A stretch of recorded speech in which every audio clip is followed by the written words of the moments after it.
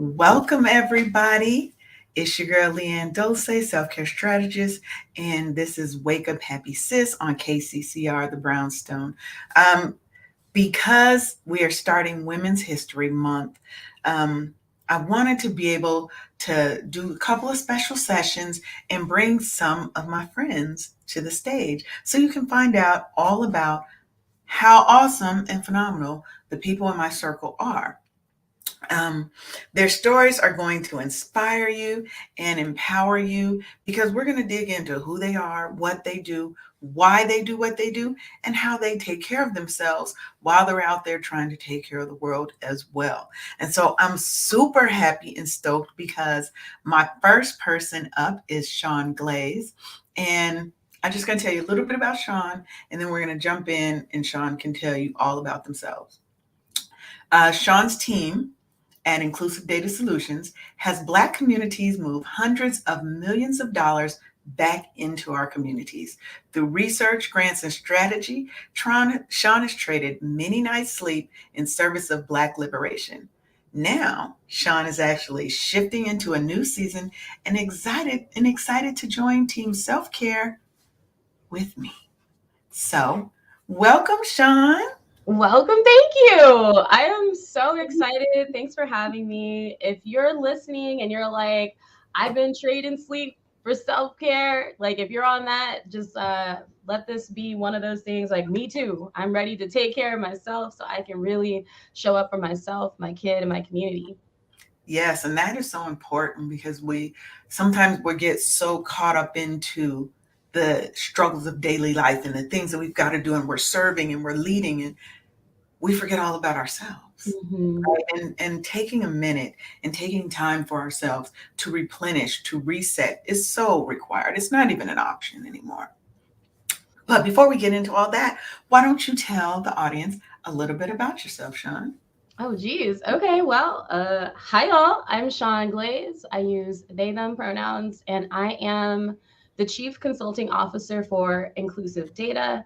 I'm also the Research Director for Black Brilliance Research. I started both of those around the same time. So, woo, let me tell you.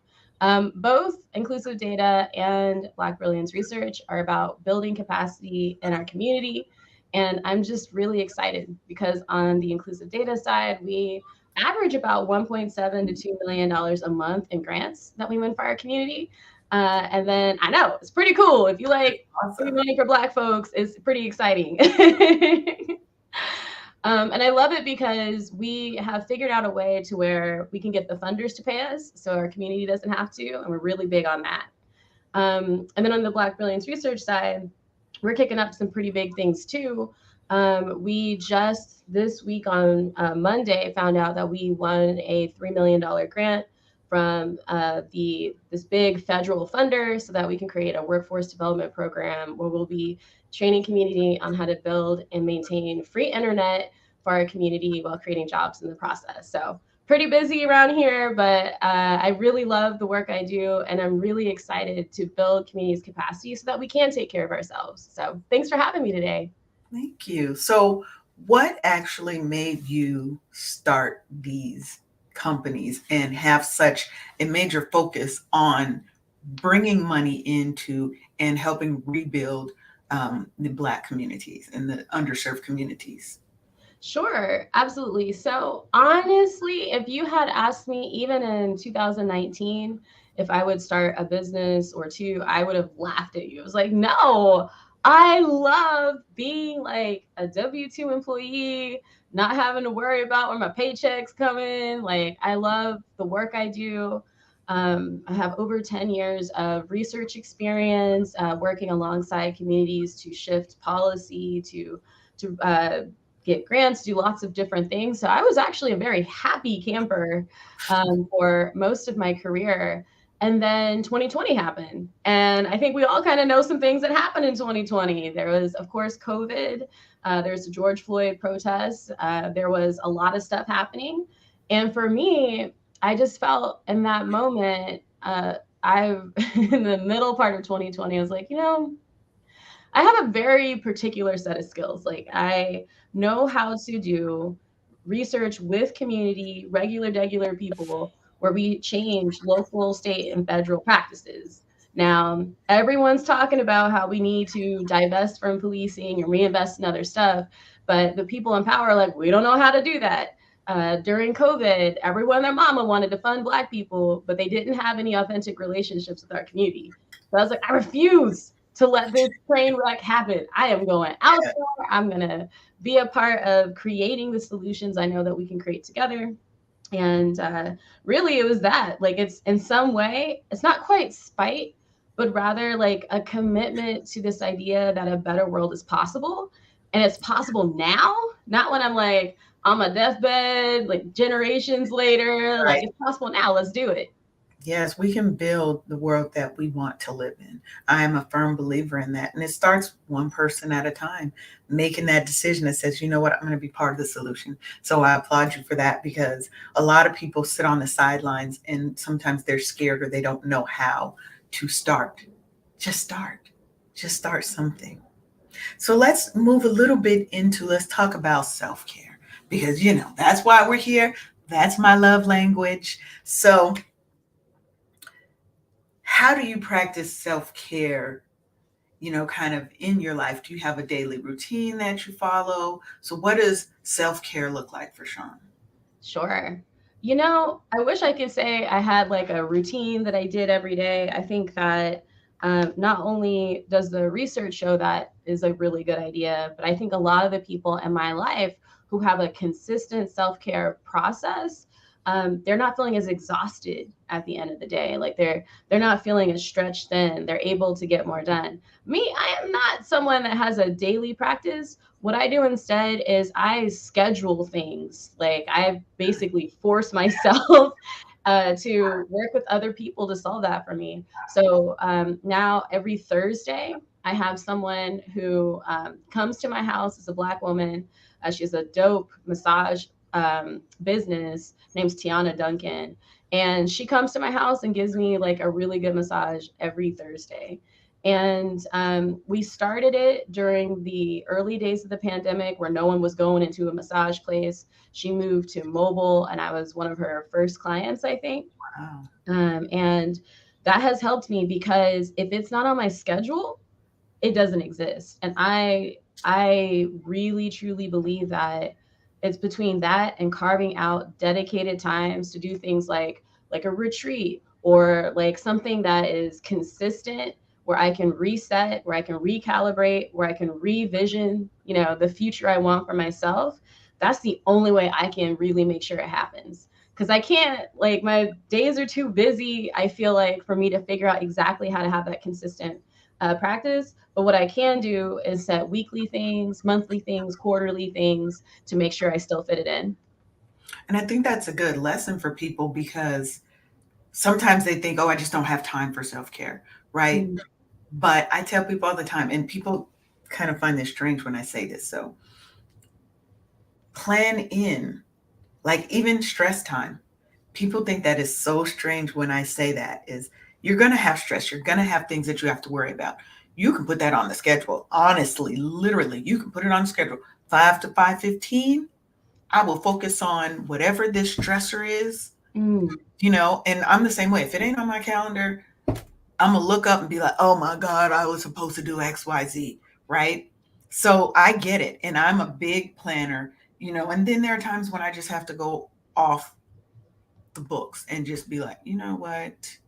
Today is feeling like a day that I need rest. Or, Mhm. I really try to listen to my body.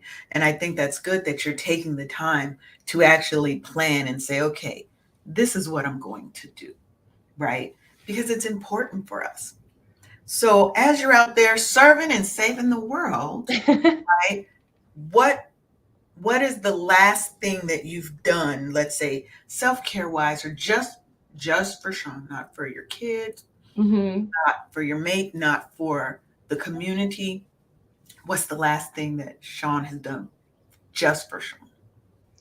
Honestly, I took like a day off today. So, when what's weird about having your own business, for me, having my own business is I don't have a boss that or like policies or whatever that really dictate when I'm on or off. And so it's really tempting for me to just keep feeding it my free time and just like, I got a little time. Let me just squeeze in this right here. I'm just going to send off another email. Let me just check my phone.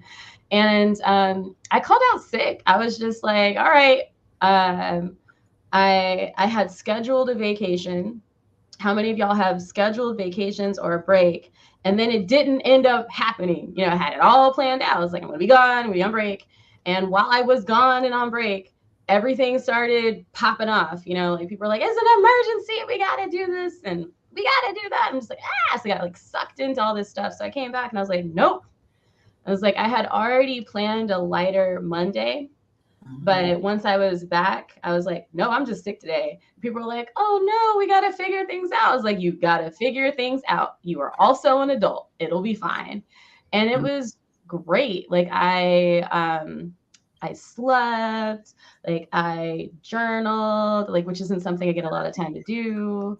And I was just like, I asked myself, where do I want to go? You know, it's like I want to go outside. So I just like walked outside and I just tried to keep tuning into the voice inside me and figure out what that little voice wanted to do and treat it like it was like a little kid that I wanted to spoil. It's like, I'm gonna spoil little kid Shaun, right? So it was great. And I think if you have stressful weeks, like sometimes it's nice to just remember to the extent that you can, like give yourself permission to call in sick. Yes, because sick doesn't always mean physically ill. Hmm. Sometimes I need a mental break. Sometimes I need an emotional break. I just need a break from all the stressors and all the things coming at me. So, yeah, we need to give ourselves permission to call in sick. Things Hmm. will be okay. What I found is all those emergencies aren't really as urgent as people think, right? Hmm. And once they have to figure things out, oh wow, miraculously you do. You figured it all out by yourself. Right. So, my last question for you is, how do you cultivate self-love and acceptance, especially when we live in a world now where blackness Mm. is devalued and it's seen as a threat in most non-black circles, right? Mm. How do you cultivate that self-love and acceptance, especially because you have a child as well? Yeah. What a good question. I think for me, like there's a couple of things that sort of drive me in the work that I do, and one of them is a recognition of how anti-blackness and honestly like all of the discrimination and injustice that's targeted at black women and black feminine people in general like is a manifestation of other people's insecurities or whatever. And I'm like, I'm not going to waste any of my good energy on trying to figure out what, why, how, where, when. It's like, this ain't got nothing to do with me. And so for me, part of how I cultivate self love and acceptance is, if I'm super honest, is with other people. Like, I think there's something magic that happens when you bring Black women together, Black femmes Yes. together. There's something sacred that kind of emerges out of that. And part of that sort of creates a space, an opening where self love and acceptance is possible. I'll give you a concrete example. Right now, the program that we won $1 million for is train. We're working with 20 women, 20 Black women who have all reentry, so exited incarceration at some point or at risk for incarceration. And we're teaching them how to build and maintain internet, how to community organize, how to do like various technical type skills. But the main core of the curriculum is talking about self love, acceptance, connecting with each other, and building that sacred sisterhood. And for a lot of us, that is creating a space where we can practice that with each other and with ourselves. And I love creating spaces like that. So I appreciate your question and I appreciate how what you're doing here, even in this conversation, but more broadly, allows for that to happen. And I think that without spaces like that, it's really hard to really address this nonsense that's like targeting us and create the future we want to see. I definitely agree. And I love the concept of that grant and the work that you're doing in the community and helping people. I'm a convicted felon myself. Mm, And a lot of people don't know that about myself, right? This is back in my 20s, right? right.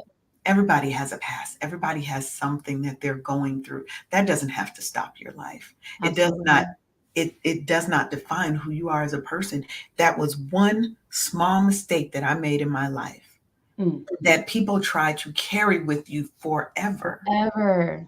and not give you another chance or another opportunity to show that that was one little piece of me. There is so much more to LeAnne than this one small mistake that I made.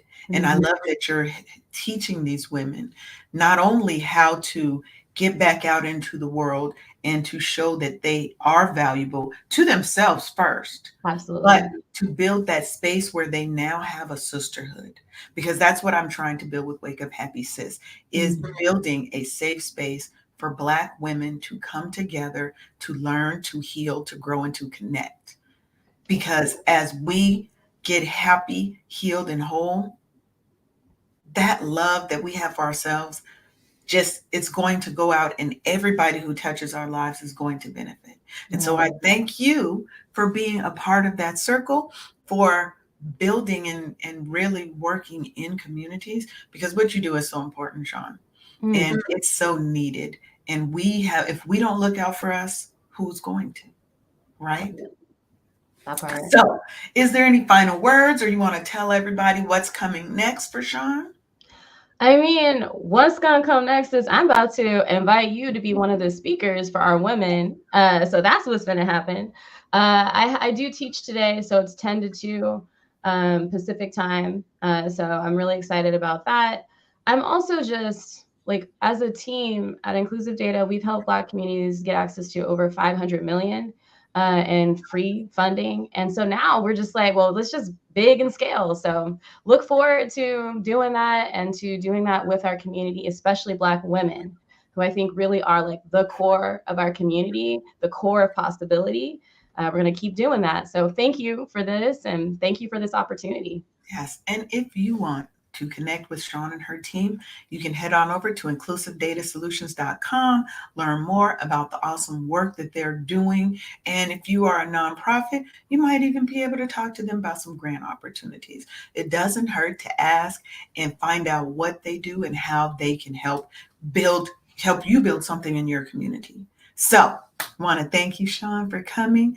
And this has been awesome. And I'm definitely looking forward to talking to your group of ladies. So you let me know the time and place. I am there. Awesome. Thank you. Take care, Hey, y'all. bye, everybody.